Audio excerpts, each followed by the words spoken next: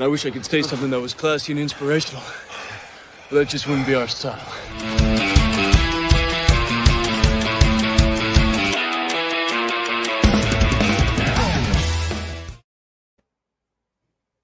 What's up, everybody, and welcome to Steel Sanctuary Podcast. I'm your host, Dave Ribeiro from SteelSanctuary.com. I got Trent and Bob with me, and today we've got Anthony Russo, draft expert, to help us break down the 2026 quarterback class. You can find Anthony on X at Anthony_Russo97. Anthony, welcome to the Steel Sanctuary Podcast. Thank you. Thank you for having me. Pleasure to be here. I have no ill will to the Steelers, so I'm happy to offer some thoughts on who should be the QB of the future. As you can see from Anthony's background, he's a Jets fan there. So give us your Aaron Rodgers experience from last year. What was that like? Well, I mean, inherently it was better than the year before. Not a high bar exactly, but he played. But look, no, I do think he gets a little bit of a bad rep. I actually think he had moments where he looked okay and the team kind of let him down one way or another. But he is not what he once was, to put it frankly. So I wouldn't have the highest expectations, but for you guys, if you're hoping that he can come in and kind of be that game manager kind of guy and they can run the ball and play good defense, it can be a good season, but I wouldn't expect the Lombardi coming home with Aaron Rodgers. I'll put it that way. Did it feel like he got better towards the second half of the season, like some have said, like his play improved as the season went along? Yeah, I think that's fair. I do think the offense kind of did come along, and again, like I do think he got blamed for problems with the offense. I mean, the offensive line was not consistent at all. Breece Hall wasn't healthy. Our receiving core really was nothing outside of Garrett Wilson. So I think he played well given the circumstances, especially towards the back half of the season. But again, when you sign Aaron Rodgers, we were hoping that he would kind of elevate this roster and take it from a potential playoff team to a potential Super Bowl team, and it just did not happen because again, he's just not that guy anymore, and you could tell that. Yeah, anything is better than what we've experienced the last 5 years in Pittsburgh, from Kenny Pickett to the list of cast of characters that we've gone through. So we're pretty excited about having Aaron Rodgers. Honestly, yeah. I mean, again, it's not. I don't think Rodgers is ideal, but yeah, I would not want. I mean, Mason Rudolph? There was a Mitch Trubisky stretch, right? Not long ago. Mitch Trubisky. I blocked most of it out. I blocked most of it out at this point, trying to forget. Yeah. Given the circumstances, 1 year of Aaron Rodgers, maybe the best move. Yeah, Mitch Kenny, Mason Russ, or Justin Russ. Right. And honestly, Justin Fields probably played the best out of all of them for 6 games. Yeah, they didn't give Justin enough of a run to see what he could do. Mm-hmm. Now, I thought they kind of pulled the plug early on him. I mean, he wasn't like perfect, but yeah, I thought he actually played better than I kind of thought he would, and yeah, they were a little too quick to take him out, I thought, but. Yeah, the leash was short with him. The playbook, they shrunk it down pretty significantly for him, and they weren't letting him take the same deep shots downfield. They were letting Russ take, and it was just kind of interesting to see how that unfolded. What's the early returns on Justin Fields in New York? It seems like he's doing well. Coaching staff is praising him, and obviously we have a new offensive coordinator too, so he's kind of got to learn the playbook and get acclimated to the roster and his weapons. And it's nice that he and Garrett, they were Ohio State teammates in college. So, that's a nice rapport that they kind of already have. But I was actually at the Jets-Giants preseason game last night, and he wasn't knock your socks off, but it was fine. Did a good job running the offense, it seemed. So I'd say right now I'm cautiously optimistic that he could be pretty decent, but I'm not expecting him to stay the starter for long term, I would say, but maybe I'll be surprised. We'll see what happens. All right, let's talk about what we brought you here for, the next year's quarterback draft class. I was doing some research this week, and I got about 12 names deep of potential. Not everyone's going to hit, obviously, but there's a lot of quarterbacks with a lot of intrigue going into this draft. Let's start with the top guy, Arch Manning. Anyway, do you think he comes out? I know his grandfather said no, and he's hinted no. Yeah, short answer is no. I do think I think he's incredibly talented, and I think most of the hype is warranted. I kind of want to see him just play a little more before I crown him like the next great quarterback prospect.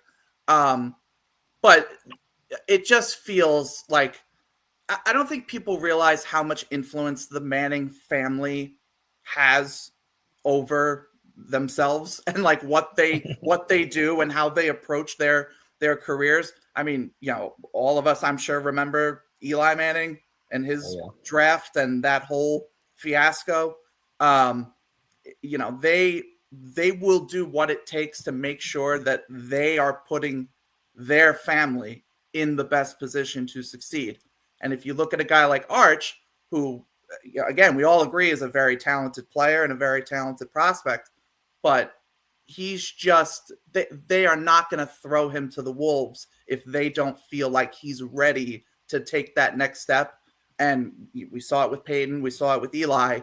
They prefer just riding out your 4 years of college, getting all the experience that you need, getting all the starting time that you need at that level before then taking that next step to the league. So am I going to say there's no chance he comes out? No. If he goes and wins a Heisman and Texas wins the national championship and they have this amazing undefeated season or some crazy thing like that, and the Manning family, and then the team that gets the first overall pick, they're really comfortable with and they're excited to put Arch in that organization, sure, I could see that happening then, but I think a lot of pieces have to fall into place for the Manning family to feel comfortable, and I just don't. I think it's way more likely that Arch gets at least one more season. He has 2 more years he could stay in school, and that's certainly possible, but I would expect 2027 is when we see Arch come out. Yeah, I just jump in. I feel like, Archie back in the 70s, for those who aren't old enough to remember, I mean, he toiled on some really bad Saints teams. And back then, you couldn't just go 4 or 5 years and move on. It was, you were stuck. And he was stuck for a long time. I remember when he got traded to the Oilers, how excited that fan base was, but he was washed at that point. And I think that colors, and he was a really good quarterback. I think that really is colored how he looked at Peyton, how he looked at Eli, and I think that's why he pulled the tricks he did to make sure Eli ended up in New York and not with the Chargers at the time. So, or not the Chargers. I forget who the other was. Yeah, no, it was the Chargers because they ended up taking Rivers instead. Yeah. So. Yeah, I think it would be interesting. Dave brought this point up in prep. It would be really interesting to see what happens if New Orleans has the number 1 pick. It's sort of to me, it's a mixed bag because I know the stat, they haven't taken a first round quarterback since Archie Manning, and I don't remember the year, but they haven't taken a first round quarterback since. It would obviously be very, a very special thing for him to go there. But, if I'm just, on the outside looking at the Saints as a organization and a setup right now, they are not looking great. I like Kellen Moore as a coach, but they've still got Mickey Loomis, who I think is a pretty crappy GM. The cap is a mess. Their roster's getting older. I don't think as a young quarterback I would want to play for the Saints. So I don't know how they would feel if they would factor in the organization as a whole and their history over just the state of it right now. This might be a little bit of a, I don't know if you want to call it conspiracy or whatever you want to call it, but the other thing about Texas right now too, both of their starting receivers moved on to the NFL. Their starting tight end moved on to the NFL. He's going to be playing with all new weapons. This could be a fail-safe to say, hey, he's not coming out in case he doesn't have the year, and that way they could say, hey, he's adjusting to all new weapons. Like, we didn't have the year that we wanted. But having said that, I think if he wins the national championship and he plays well, even if he doesn't win the Heisman, if you're the first overall pick, that's a lot of money to pass up. And, I mean, they'd have to really put a lot of NIL money up in front of him to keep him there if that's the case, because I think that that's a tough thing to pass up. So I don't know. It's going to be interesting to see how it unfolds, and it's probably one of the craziest stories this year out of this quarterback class, to be honest with you. I would say, to be fair, Texas probably can put a decent NIL as much as he wants. Yeah. Right. Like, I don't, and I don't, I'm not going to say, Arch Manning's in it for the money, but like, yeah, if that's like the holdup with, or one of the holdups with staying or going in this day and age, I feel like Texas can get the money they need to, like, at least, make it worthwhile to stay. So let's put Arch Manning aside for a minute. Who do you think will be the guy if Arch Manning's not in the draft? Who's the best quarterback in this class? So as of right now, I've done my summer scouting for like, I don't know, 20 something quarterbacks. Right now for me, the best quarterback is Cade Klubnik, who is at Clemson. I think he is just, as of right now, the most polished, put together prospect that there is. I think he does a great job with navigating the pocket, being able to make throws outside the pocket, and also just stepping into throws. He has a good arm. He's a good athlete. I think I don't know how many Clemson fans are in the chat right now, but if you watched him 2023 as a starter and then 2024 as a starter, there is a significant improvement in a variety of areas. I would argue the biggest improvement I saw year to year from anyone who started 2 years. So if, and a lot of summer scouting is sort of projecting to what we can see in this coming season. And so if Cade Klubnik takes that kind of step again and continues to improve in the areas where I think he still has a little gunslinger to him, I think he can still get rattled by pressure a little too much. But if he takes another step like that, I think he's a pretty easy, first round quarterback I would feel good about. So he's my top guy right now, but there is reasonably, I could argue, I think that at least 5 guys could wind up being QB1, and I could see it happening. Like, I could understand why someone would say that. There's a lot of just like what ifs to this quarterback class. We could see guys really elevate themselves with the tools that they have to an elite level. And we could also see guys just plateau or fall off and not be that. So this quarterback class is really interesting. And there's a lot of, even now, there's a lot of disagreement of who is at the top. I mean, I have Klubnik, but there's a Lenora Sellers camp. There's the Drew Aller camp. There's the Garrett Nussmeier camp. There's a lot of camps. So if you're looking for a quarterback, there's a good market, I would say. What about the Drew Aller? Did you say Drew Aller? That's the one I'm kind of interested in right now. Is he's got the size, he's got the arm. Yeah, he checks every box physically. I mean, you said it: size, big arm, good enough athlete. Not elite by any means, but certainly a good athlete for his size. It just the hang up with Drew Aller for me is, I feel like this past season, and then even going into this past season, it was, we just want him to like take that next step and just really like cement himself as a as the guy, as the quarterback prospect that's going to, lead Penn State to glory and then become this great NFL quarterback. And it just feels like they just haven't, like he hasn't done it yet. And we're still waiting. And it's like, okay, bud, you've had 2 years now as a starter, and Penn State doesn't have elite weapons by any means, but if you're going to be a top quarterback prospect, you've got to be able to elevate talent that may not be so great. At least in my opinion, you've got to be able to rise up receivers that may not be great, or tight ends or running backs or whatever. So, and it just feels like he hasn't quite had that moment where you look and you go, oh, that's his moment. This is the guy that's going to go first overall. So I'm still like, I'm holding out hope that he can do that, but it's starting to feel like we're waiting too long and it's still not coming to fruition.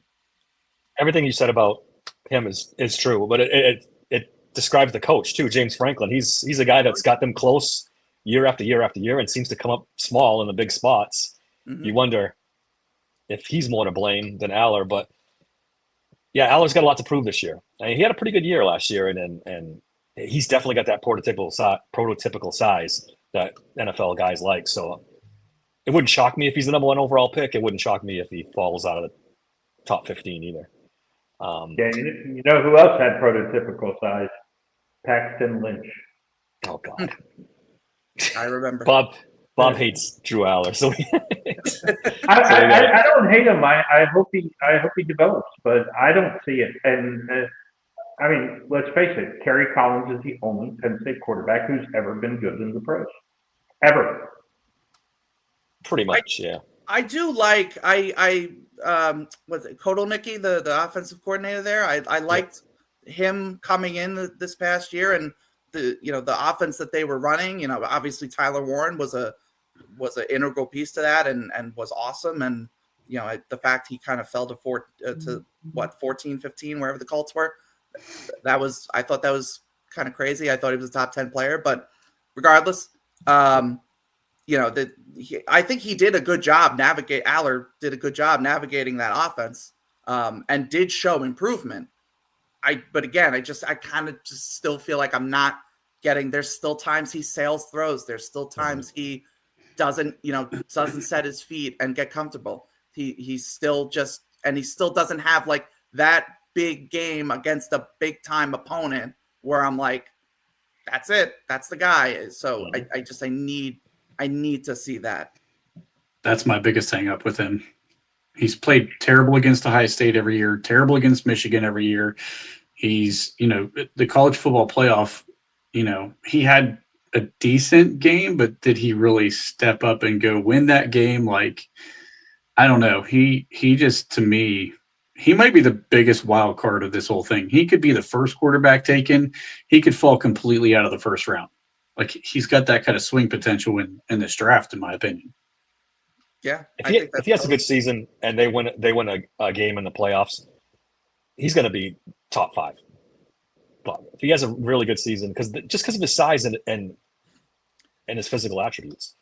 Yeah. Top 5 drafted or top 5 picks? Sorry, I didn't mean to cut top off. 5 picks in the draft. Yeah. No, and I was just going to say, we do have to remember, like, the NFL will always, always, always just fall goo goo gaga for traits. Like they will convince themselves, some team, some coach, some GM, somebody will convince themselves that like they can be the savior. How many times have we seen a guy with traits and freakish athletic gifts or a freakish arm or whatever get skyrocketed up draft boards solely based on that? And just like ignore the tape and ignore like they play bad against good teams and whatever. And we just, Anthony Richardson, Trey Lance, Paxton Lynch, like it happens all the time. So I probably don't disagree. I do think Aller probably does go first round. Whether it's deserved is sort of the question. Mm-hmm. All right, let's talk about Lenora Sellers. He's probably the most exciting of all these prospects, with the running and the throwing. Where is he on your list, and how good do you think he can be? So Sellers is 2. My QB2 right now behind Klubnik. And I agree, most exciting player. I think if I purely ranked quarterbacks based on highest ceiling, I think he's one, and I think he's won pretty handily. His combination of size, speed, and athleticism at the quarterback position is unlike anything I've seen in recent years. I mean, my guy Bill Sparks, always compares him to Dante Culpepper, and I think like that's kind of the player. Yeah, it's a great comp, and I kind of steal it now. But it is like there's no, you don't get 6'3", 240-pound quarterbacks with big arms that can also just like not only like run well. I wouldn't say he's like a Lamar Jackson. He's, if anything, he's probably more like a Josh Allen kind of runner. But his ability to avoid sacks and break away from rushing defenders is, I don't even know how he does it half the time. Like, I mean, he's obviously like a big guy, but he's able to just break off defensive linemen like it's nothing. And then what I like too is he keeps his eyes downfield. He's not one of these guys that like, oh, the pressure's coming, I got to run. He is a passer first. Now, sometimes that gets him in trouble because I still think he has inconsistencies with accuracy and his ball placement, and I think his footwork can get a little messy as a passer. But you appreciate the fact that this athletic freak wants to be a quarterback. He wants to be a passer first that can fall back on the running if he needs to. So Lenora Sellers, it's probably either him or Aller are like the two big wild cards here. Like, I could absolutely see the season where Lenora Sellers wins a Heisman and South Carolina has this great year and they make a bit of a playoff run and we're anointing Lenora Sellers as QB1, no question. I could also see where if he still struggles with accuracy and he still struggles with ball placement, he also takes, I talked about how good he is at breaking, getting away from sacks, but he also just takes way too many. I think he had like 32 sacks taken this past season, which is not great. So he's got to get the ball out quicker. But so if those things kind of stay around and don't really get better, you're going to have questions. But the athletic traits alone probably make him a first round guy. He truly is like a special physical talent. Yeah, I love that, Dante. Because I was telling these guys in prep that my comp is Ben. I watch his tape and I see Roethlisberger. I see the shake off the sack and throw it. But I was thinking back to pre-knee injury, Dante. Yeah, there's a lot of similarities there. Yeah, no, 100%. His biggest issue also, his average time to throw is 3.08 seconds, and it's 96th in the FBS. Yep. So it's telling you he's holding the ball. He's looking for a big play. He's not taking – also, but the other odd thing was that he was, I think, somewhere like 59th in the FBS and throws to the line of scrimmage. So, like, you got to think that 3.08 seconds is being brought down by how much he's checking down behind the line of scrimmage as well. So, like, how long is he actually holding the ball on average? That's something he needs to clean up. Yeah, 100%. That might be a problem when he's such a good athlete and then he can't shake off those tackles. That it's the confidence, which is not a bad thing, I guess. But obviously, when he gets to the NFL, he's got to get rid of the ball faster than that, or he's not going to. And for what it's worth, too, you have to remember he's playing in the SEC. He does not have – his offensive line is not great by SEC standards. So a lot of it – I shouldn't say a lot of it. At least some of it is just he kind of just has to make a play and figure it out. And, he's trying to figure out what to do to throw it or run it, whatever. But there are times where he is let down by the supporting cast. So – you can factor that into, but absolutely, like he does need to get the ball out quicker, whether that's, if they scheme quicker throws for him or if they just, have him maybe just even run more on more designed run plays. But that's absolutely a big problem with this. I find that is a big issue with a lot of these guys they're athletic, that have big arms. They always want the big shot downfield. They don't look at the guy running the 10-yard across the middle of the field or the out route or the hook or whatever. They just don't look for those. They want that big shot. Yeah, I don't mind that. I saw Somber's question in the chat about who would coach him up. I don't know how you guys feel, but I feel like Sellers would be Arthur Smith's dream quarterback because he's mobile. He likes to throw the ball. And I think you get that guy on the edges and shorten his reads to high, low, go. I think you could really have something with him and Arthur Smith. I agree. I think Sellers, if the Steelers have a QB big board right now, I think Sellers is one. Because he checks the boxes of, being able to run. He can navigate, the RPOs, and also has enough arm to be able to do those play action, deep downfield. Now it's going to be DK Metcalf, I guess, but like those big shots downfield.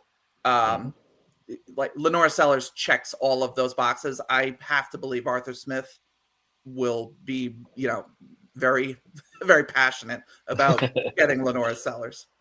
Mm-hmm. So should I assume that Garrett Nussmeier is third on your list, or is it someone else? Ooh, Garrett Nussmeier is not third. He's not even top 5. Okay. I think he's like QB7. I could just say quick. I like Nussmeier. I think he's smart. I think he shows good accuracy and good ball placement. I'm way more concerned about this whole injury thing now and just his frame in general. He's listed at 6'2", 200 pounds. He might not be 200 pounds. We can do a whole podcast about how teams inflate weights and heights and stuff. But yeah, so I'm not even sure Nussmeier's 200, but even if he is, that's still fairly skinny for a quarterback. And it shows. Like, he shows that he doesn't have a big arm. He's not this big physical guy that can take a lot of hits. He's dealing with this tendonitis now. So I'm worried about him physically. And I also just don't think the traits are as elite as, the Sellers and the Allers of the world. And I don't think he's shown as much as like a Klubnik has. So still, I still have him as like a day 2 option, probably like 3rd round, I'd say. But for me right now, he's not in that top quarterback conversation. He can be if he, has a great season and stays healthy and does what I think he could do. I'm not as confident in him as I am some of the other guys that we've talked about. All right, let's finish out your top 5. Tell us a lot. I'm sorry, I was going to say that Clemson game is going to tell us a lot. Yes. Yeah. There's a lot of that's definitely one of them. There's a lot of week 1 games that are going to matter for a lot of prospects. Opening week is ridiculous. It's going to be a lot of fun. Arch Manning gets the defending champion Buckeyes in week 1. So that's going to be a fun one. LSU Clemson for both guys is going to be serious too. So I'll finish out top 5, and if you want to ask about one of them or whatever. But Klubnik 1, I got Sellers 2. I actually have Fernando Mendoza 3. Oh, okay. Drew Allers 4, and then Sam Levitt at Arizona State is 5. So that's my top 5 right now. And if I had to tier it, I'd say like Klubnik is like at the top by himself, and then like slight step down Sellers, and then like slight step down Mendoza Aller are like kind of pretty equal. And then like another slight step down is where Levitt is. So I don't think anybody's really like, oh, this is clearly the guy. Like, nobody's really separated themselves. Because again, it is just a lot of like variance in terms of how their seasons can go. But so that's where I have them right now. Let's talk about Mendoza a little bit, because I'm sure people are not too familiar with him. And Todd McShay had him going to the Steelers in his way too early first mock. So that's an interesting name that I'm sure a lot of us don't know a lot about. Yeah. So I mean, I'll say up front, if Lenora Sellers is 1 on the Steelers QB big board, I'd probably say Mendoza's would be 2 for me.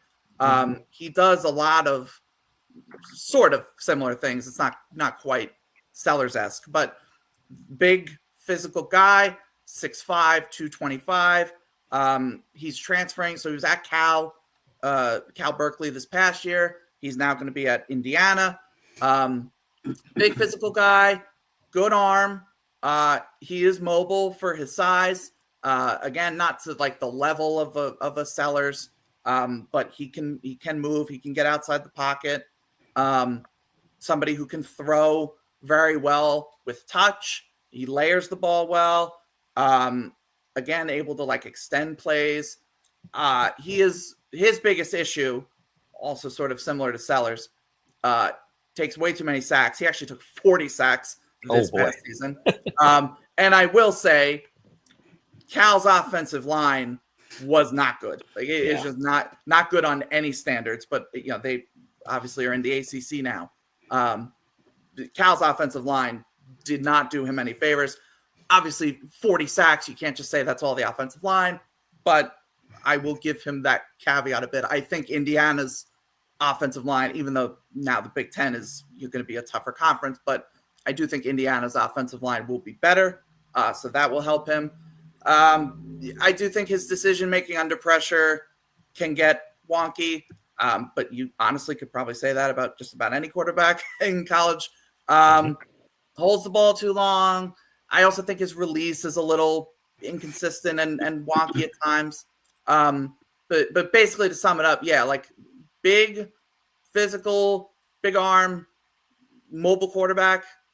Again, checks a lot of the Arthur Smith boxes, I think. So I would be very, as a Steelers fan, I would be very interested in watching how Mendoza performs this year. Again, especially now in the Big Ten. We'll see how he does. But I think Mendoza can be another one of these like wild card. You know, he may not be a unanimous top 10 pick right now. There's definitely some Mendoza lovers out there already, but I could absolutely see him being a riser if he puts together a really good year with Indiana. He's got a massive upgrade in skill position players too, and which is weird to say about Indiana being over Cal, because you would think Cal always has good skill players, but they really didn't. Their offensive line was bad, and I think their skill players might have even been worse. Yep, 100%. You got Elijah Surratt is going to be a draft pick this year. Omar Cooper Jr. at wide receiver 2. And then in the backfield, you've got Roman Hemby, who's a good player. And the offensive line is massive upgrade from Cal. They'll probably go out Ohio State when they play him. So yeah, that worked out for him last year too, Bob. he's gonna get tested. I mean, there's no doubt. But I would feel good about the roster he has for sure. All right, and Sam Levitt is your 5th guy. No more Cam Scadaboo, so it's his show now. Bob made a Baker Mayfield comp. I think he heard that. That's kind of interesting. What do we hear about Sam Levitt? What do you think about him? Yeah, the Baker Mayfield comp, I get it. It makes a lot of sense. Sam Levitt is like, I describe him as like the ultimate improviser. If you watch him, he looks like a mess. Like he looks out of control, very like almost like a Madden quarterback. Like he's just running around, launching deep passes and scrambling and doing all this stuff that you would do like in a video game. But somehow it comes together and it actually like works pretty well. Now I will say, caveat too, Sam Levitt is a redshirt sophomore this season. So there is a very likely possibility that he is not going to declare. We'll see how the season goes and what NIL money he probably gets offered, whatever. But in the world where he does come out, again, really exciting as an improviser. He's able to get off platform and still make plays downfield. Awesome ball placement. Him and Jordan Tyson, the wide receiver there, who is pretty much like a consensus first-round wide receiver right now. they make magic together, and they were really, I mean, Scatterbo too, but like the three-headed monster of those guys, like what were the catalyst for Arizona State being as good as they were and getting to the playoff. But he navigates the pocket really well. He also does a really good job with the RPOs system. So that would certainly be attractive, I'm sure, to Arthur Smith. Arm is good. Not like gonna blow you away, but I think it's good enough for the NFL. There's a lot of times, I think mainly just his footwork is problematic. He throws off his back foot a lot, like way too much, and it will affect some of his throws because he doesn't have this elite arm. So that's something he needs to work on. His deep ball accuracy as a whole can get a little inconsistent and concerning a bit. And there are times where I feel like he just rifles passes as opposed to kind of trying to put a little more touch on them. I think it is, again, kind of this like, baller video game mentality where he's just trying to like make plays and be this awesome guy. And you have to understand too, I just said he's a redshirt sophomore, which means he was a freshman this past year. Yeah. And so he's still maturing as a player and as a quarterback. So, these are a lot of these issues are issues that I think can just be fixed by just getting more experience and more snaps and maturing as a player. And it would help too. Jordan Tyson missed games last year because of his injury. So if he can get Jordan Tyson for a whole season healthy, I could fully expect them to, again, just be like one of, if not the best QB wide receiver duo in college football. So yeah, I am excited about Sam Levitt. I won't be surprised if he doesn't declare. But I think there's a lot of things to like about his game. Two of the things that I picked up with him, and you can tell me if you agree with this or not, but his drops are way too deep in the pocket. Yeah. I mean, he's getting way too deep in the pocket. And then when he misses, he tends to overthrow, which, let's be honest, that's an interception in the NFL.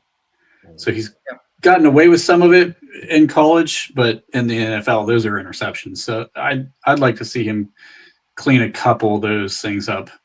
If he's one that I really honestly think would benefit from going back, unless he has a blowout season this year. I mean, if he completely turns it around, he's one. There's a couple of these guys I think would benefit from going back. He's one of them. Yeah, no, I totally agree with that. I think both of those are absolutely valid things that he does, but problems that he has. But yeah, I think he's literally going to be 20 years old. It's his second year. Arizona State is sort of now emerging as this, playoff threat of a team. So we could see him. And, remember too, Jordan Tyson's a junior. He could come back too. I would probably say that's a lot less likely. But, if they want to stay together, have one more year to make a run, if they don't have the season that they want, that could happen. But yeah, I think 2 more years will help him more than 1 year.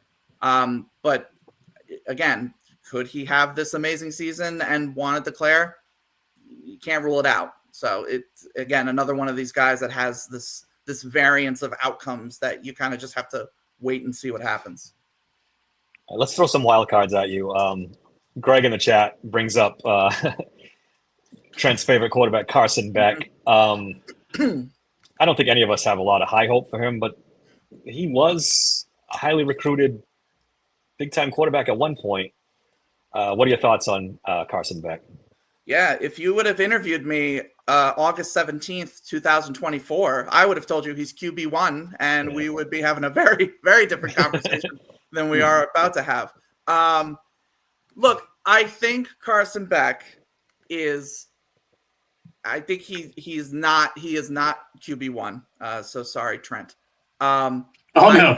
This is a sarcastic comment. That's a sarcastic I think Carson Beck is a complete and absolute fucking bum. Okay. I was hoping I didn't want to offend on the off chance that you were in the super minority. Look, I do think he got a little bit of a bad rep. If you watch Georgia's offense this past year. Receivers did not help him. A lot of bad drops. And of course, the Jets drafted Arian Smith, who was like the king of bad drops, but I digress. Receivers were not great. The offensive line, I don't think was it was good, but I don't think it was as strong as it's been in years past in terms of pass blocking. You still see the things that made him QB1 in summer scouting last year. He has a good quick release. His arm is good. It's not elite, but it's good. He's able to go through progressions. He's able to make tight window throws. He's a good enough athlete. He throws it over the middle really well, which is something that college quarterbacks struggle with a lot. It is just the accuracy. When it's bad, it's bad. I mean, the Alabama first half, the Florida game, like he looks really bad, especially under pressure. I was going to say, under pressure, he's terrible, right? Under pressure, forget draftable. Like you're talking CFL probably at that point. So yeah, and just bad decisions in general at times. Like even when he's not under pressure, there are throws. I'm like, well, why? What did you see there that made you want to throw that? So I think, and it felt like at times that was kind of because his confidence would get rattled and then wouldn't be able to like recover. So yeah, like if you draft Carson Beck as like a day 3 guy and you plan on him being just like a competent backup, I think that's more than fair. I think he can cover that role pretty well. But if you're a now Miami fan or, you know, a Carson Beck fan in general, if you're hoping that like he can salvage his career and prove to everyone why he was this highly touted guy, I wouldn't bet on it. Because now the other problem is he's going to Miami. I just talked about how receivers didn't really help him at Georgia. I don't think they're going to help him much. Miami doesn't exactly have a elite wide receiver room either. So I wouldn't be too confident in what we're going to see from Carson Beck this year, but I think he's a fine future NFL backup quarterback for like a handful of years, and then that's it. Do you think there's a wilder wild card than McTeer from Oklahoma? That guy could be number 1 or not draftable. Wild is a pretty good word for him. Yeah, look, I'm not sold on Mateer yet. It feels a little too college quarterbacky right now. You know, and listen, he makes crazy plays. Probably one of the best just pure running quarterbacks that we're going to see this year. You know, and now he's going over to Oklahoma. They've sort of got like this revamped offense. You know, Jaden Ott is coming over from Cal. He's a good running back. And they've got some weapons around him. Deion Burks, assuming he can stay healthy, as a, you know, electric wide receiver that he'll have. And I believe his offensive coordinator is coming over from Washington State. I don't remember his name off the top of my head, but so Mateer is sort of being put in a position to have a good season. But it does still feel like he is kind of just like this college quarterback that I don't know how much of what he does well is going to translate to the NFL. You know, he can make these crazy throws, you know, scrambling outside the pocket, and he does these things, but it still just feels a little too all over the place. His accuracy still feels a little too inconsistent. I don't think he goes through progressions like really at all. So I want to see more of like a, you know, pro style setup that utilizes his skill set, which I think is a very good skill set, but I'm just not convinced as of right now that he's going to show NFL quarterback talent. I think he can be a really, really exciting college quarterback, but that next step, I'm hesitant. Is there any way Nico, and I'm not even going to try to pronounce his last name because I'll butcher it, But Yep. is there any way he is successful at UCLA enough to get into the draft, or is this going to be one and out, and he probably transfers again to another school? Nico Iamaleava is I think Great how, job, how because it's I done. wasn't going to Thank even. you. I literally watched a video a couple weeks ago of him saying it, and I've practiced it, so I think I've got it. No, look, I do actually think the move, not necessarily how it was done, but I think the move to UCLA will help him as a football player. I don't think the Tennessee offense did him justice, and it did not cater to his skill set, and also just in general, the translation of the Tennessee offense to the NFL is not the best. So I do think as a football player, moving past all the drama and daddy issues that went into that whole thing, I think he can play well at UCLA. We talked about it with Sam Levitt. This is somebody who I think needs 2 years. I would not at all, if I'm Nico, I wouldn't have the goal of trying to have a year where I could declare for the draft. I would want 2 years in the UCLA offense, which I do think is not the best, but I think it can be good to him, and I think he can develop as a passer. But he's still, if you watch even at Tennessee and all the issues that he has as a player, his accuracy is a mess, and holds the ball too long is an issue with him too. His processing is not good at all. But you still see why he was a 5-star prospect. Yeah. The arm is absurd, just absurd. His deep ball is awesome.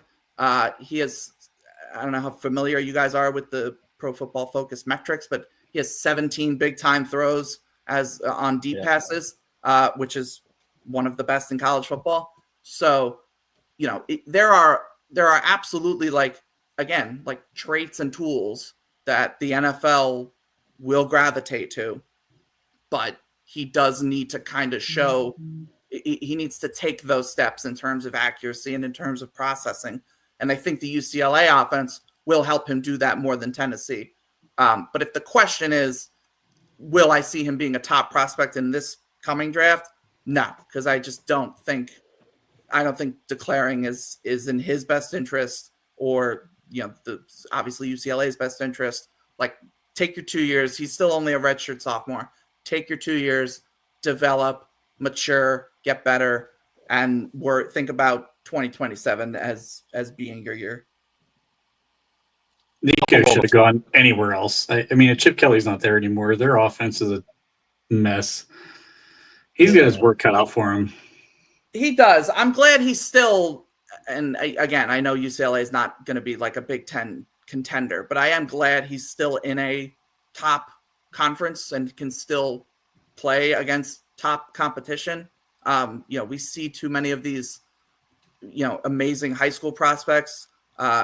Take Malachi Nelson, for example. Oh God, yeah. Familiar with him? He's transferred 3 times now, and he's at freaking UTEP. His NFL chances are probably none, but maybe slim to none if you want to be nice.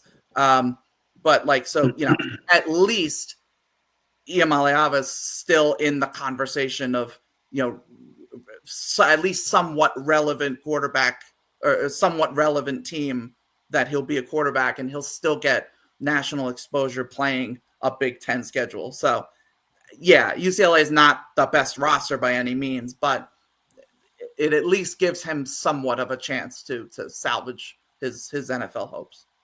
I feel like he's going down the same path as DJ Uiagalelei. He's going to bounce around a couple of times. He's not going to get himself to the right program, which he did need to leave Tennessee if he wants to develop as a quarterback. We talked about that before the show, but he should have picked a different school. I just think this was I think this one's going to hurt him. Felt like UCLA was like a panic thing. He needed to get on a roster. Yeah, I mean, at that, I forget when exactly he signed, but at the point that he did, I mean, options are. If the goal was to wind up still a starter, Yeah. options are limited at that point. So hopefully he makes the most of it. But I'm not putting my eggs in that basket right now. All right, a couple more before we let you go. I'm kind of intrigued with Sawyer Robertson out of Baylor. Yeah. What do you think about him? Yeah, I think you have a very good reason to be intrigued by him. He's sort of my guy that I don't think is I don't have him as a first round guy right now. I forget where. I think he's like QB 8 or 9 for me right now. So it's still firmly like day 2 at best kind of a ranking right now. But in terms of talent and in terms of what he brings to the table and where I could see him winding up, if you told me he's a first rounder in 2026, I wouldn't be totally surprised. I'll put it that way. So this is Sawyer Robertson at Baylor. He's actually Jarrett Stidham's cousin, the quarterback. Oh, wow. I actually forget. I don't know where he is now, but former Patriot. Played at Auburn or came out from Auburn. And his father, Sawyer's father, was a former MLB first round pick back in like the 80s, I think. So athletic family, athletic traits. This is another, he's 6'4", 220, another big arm guy. I think he is one of the most exciting things about him is he can stand in the pocket, take a hit, and still just like rip these beautiful seam passes. He has really nice accuracy when he's getting just absolutely whacked. He also, I think, shows really good ball placement. He does a good job at leading his receivers and making it easier for his receivers to get yards after the catch, which is a very important thing that kind of gets overlooked sometimes for college quarterbacks. But I think he does a good job of that. I think right now, he's got to clean up. His release is a little too like wind up for me. And normally I'm not like the biggest, like your release needs work kind of person. But I think it can get him in trouble at times. Another one, I think he just needs to develop as a processor. It just feels a little too simplistic, one read and make the throw kind of, pacing in the offense. Not a great athlete, and you don't really expect him to be. This is a true, like, he's going to stand in the pocket. He'll take hits, but he can make some great throws. And Baylor is a team that kind of, I would say maybe like a sleeper in terms of like their NFL caliber talent around him and also just their ability to be competitive in the Big 12, which as a conference as a whole is just getting better, I feel like. But he's got decent receivers. Michael Trigg is a tight end I'm excited about. Bryson Washington is a running back that I think is going to be somebody we're talking about quite a bit come next April. So he's got talent around him, and I could absolutely see him being someone that takes a step. And we're talking about him, maybe not top 10 pick, but in that sort of late first to top 50 conversation. I don't think that's out of the question at all. All right. Greg's asking about Taylon Green of Arkansas, 6'6", 230. Yeah. So, I mean, Greg said it is another just huge quarterback, 6'6", 230. And he looks it like, some of these guys, they have these measurables, but you see them and like, it doesn't look that big. Taylon Green looks 6'6", 230. And he's got great mobility for that size. He runs RPOs really well, and he could just be an absolute killer. One of the things I like about him, so he's got a big arm, but I think he does a really good job of using his eyes to manipulate defenders and open up throwing lanes and open up receivers for himself. You are betting, if you're drafting Taylon Green, and I would say he's a day 3, mid to late day 3 guy at this point. But you're betting on, traits and that size athletic combination that he brings. I do think he is another just slow processor. He took 32 sacks this past season. I think he is just too slow to run the offense at a consistent rate. Also just another one that struggles with sensing pressure and just getting, taking one of those sacks or just putting himself in trouble and not being able to set his feet and deliver an accurate ball. So I would be worried about just his mental ability as a quarterback. But certainly there's tools and traits to like. And it's going to be tough at Arkansas. I don't think they're a particularly competitive team in the SEC this year, but there's some good players there. So, I could maybe see the world where he gets into like a day 2 kind of conversation. But right now I'm not particularly sold on him. All right, last one for me. We have to do the Pitt quarterback, Eli Holstein. I mean, I'm sure we got a lot of Pitt guys listening to this. What are your thoughts on him? Yeah, so I thought, so this is another guy, you'll notice a trend here. So 6'4", 225. There's a lot of these just big quarterbacks with big arms that can go one of many different ways in terms of, this season and beyond. Holstein, redshirt sophomore. So this is another guy who I do not expect to be in the 2026 class. At this point, I would certainly recommend he stay at least one more year after that and develop at Pitt. And we've seen Pitt develop quarterbacks that go in the first round. They obviously don't end particularly well necessarily, but they have that potential.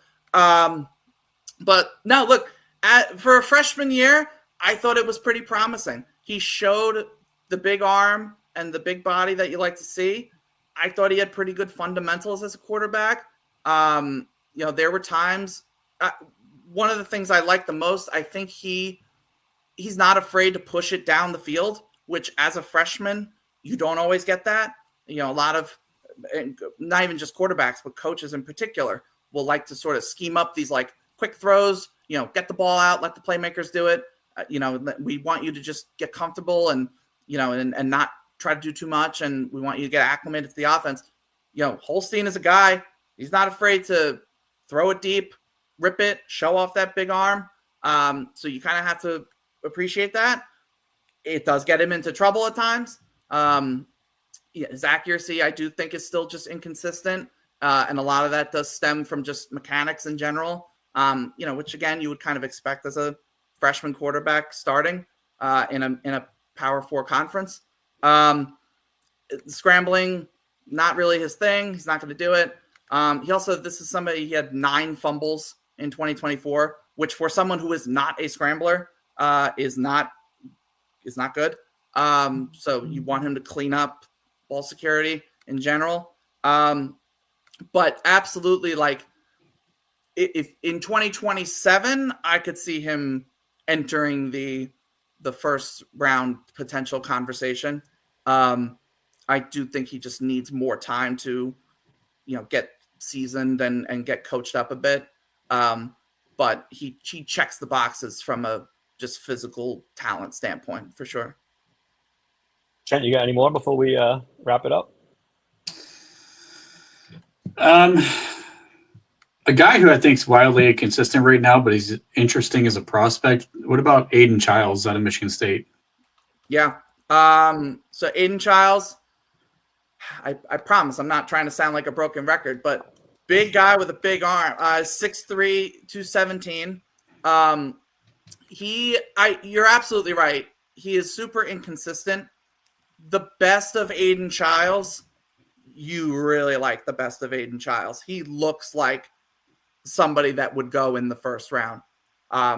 He puts really good zip on his passes, really can at times be incredibly accurate with really good ball placement. You see him throw with anticipation. And this is somebody who's now a true junior. So as a sophomore, you're seeing him flash this high level these high level throws and this high level ability. Another guy who's very able to be mobile and athletic and get outside the pocket. It is just very inconsistent with accuracy and mechanics. That is a huge issue that he needs to work on. He had 7 turnover-worthy plays on short passes, which are throws that are 0 to 9 yards, and he had 7 turnover-worthy plays, which is not at all good. I think it was highest in the FBS, or at least top 3. Needs to work on his processing. Needs to sort of get the game to slow down for him. It looks like you can see it. Like he's just moving too fast for what needs to develop and take time to happen for him. And that leads to him just missing easy receivers that he shouldn't. Overthrowing guys happens way too often. Needs to clean it up. He just needs experience. And so if you tell me right now, this is another guy I'd probably say wait for 2027.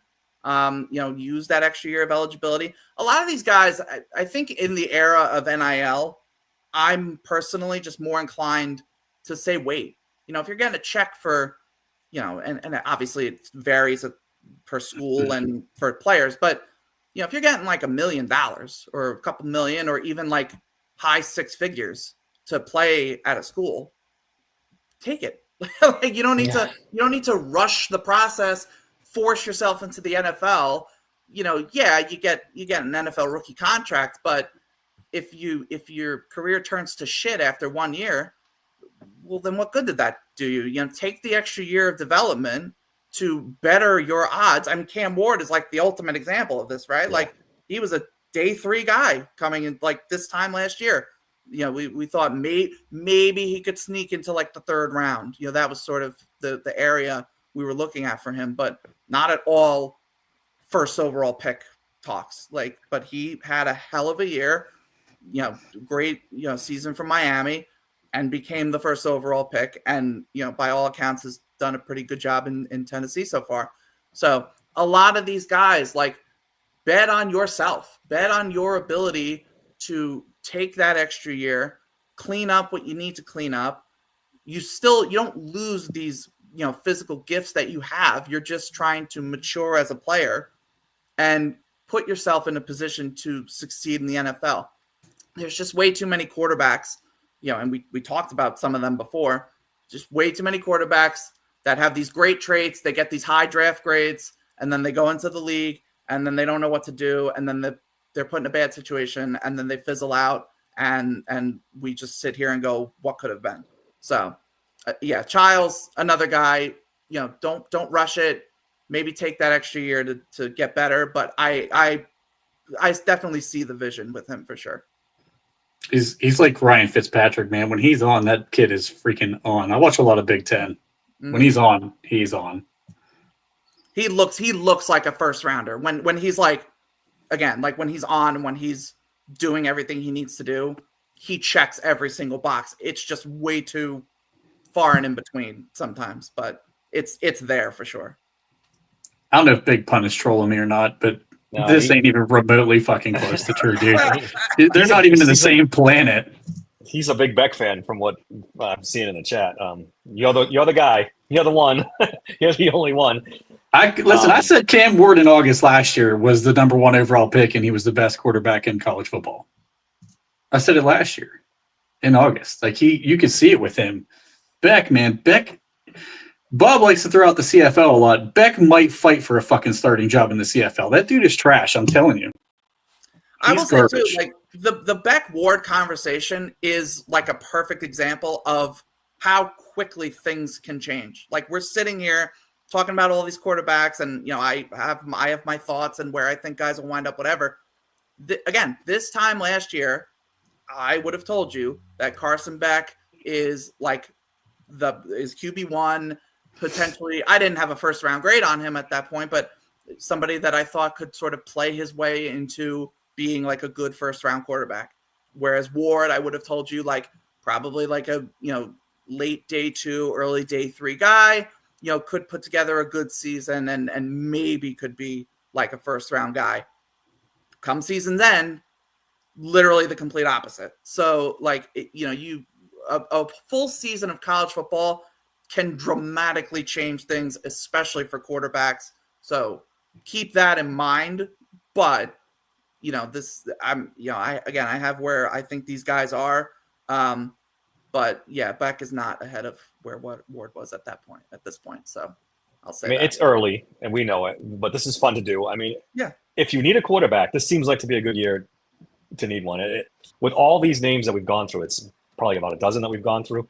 5 or 6 of these guys are going to come out, and they're going to have good seasons. So I'm optimistic that the Steelers will have their, choice of a few names. They're going to probably have to trade up to get them, but at least it's not the Kenny Pickett year where it was, this is more. Do you think this is comparable to the 24 draft with the Caleb Williams and all those guys, Jaden Daniels, or was that a much better draft? I think go ahead. Yeah, no, I was just saying, I think it can be. It can. Yeah, exactly. Right now, no, but if we see, I would take Arch out of the equation altogether. But yeah, I think we are at this point. If we see Cade Klubnik and Clemson have the kind of year that they're expecting to have, and we also see, Lenore Sellers in South Carolina put together a really good season, and we also see, Drew Aller in Penn State, take that step and have a great year, and Fernando Mendoza in Indiana have another just great season, and Indiana proves that it wasn't just like a one-year fluke. If all those quarterbacks and teams elevate and have a season that I think they're all capable of, then this could absolutely be a kind of comparable, 6 quarterbacks and 12 picks kind of class. But again, there's just a lot of variance here. Whereas that draft, Jaden Daniels, we obviously didn't know was going to be Jaden Daniels before entering that season. But Caleb Williams was a consensus first overall pick. Drake May was a consensus top 5 overall pick. I'm trying to think, like JJ McCarthy was already getting some hype. So Nix definitely was. Bo Nix was getting hype. Penix had already, he obviously had an amazing year at Washington, but he was getting some love too. So like that kind of, there is no Caleb Williams, there is no Drake May. That's what I would say. But there can be guys that enter that threshold. All right. We appreciate your time, Anthony. That was a lot of good information. That was a lot of fun.